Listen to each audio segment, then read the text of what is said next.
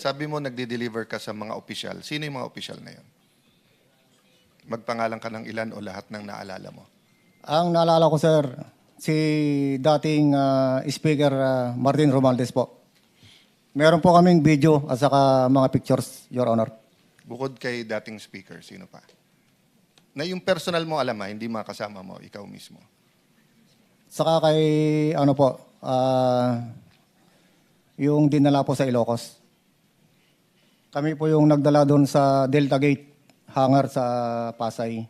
Yung 5 maleta po na dinala doon sa Ilocos, na dinala ni Sergeant Tobe at saka ni Boss Saldi.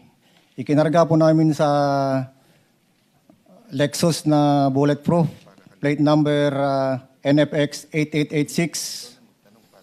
At saka backup, binakapan po namin ng Hilux na bulletproof din, black na Hilux, plate number Eco Alpha Foxtrot 7121. Para kanino naman yung dinala ninyo? Ang narinig ko po nun, sir, para kay President Marcos, sir. Narinig mo lang. Baka naman baka naman hindi totoo yung kasi nandun ka ba nung i-deliver? Kami po kasi yung nagdala doon sa Delta Gate, sir. At si Sergeant Toby po ang kasama ni Boss Saldi na pumunta doon sa Ilocos. Kasama nyo si Congressman Saldico nung mag-deliver kayo?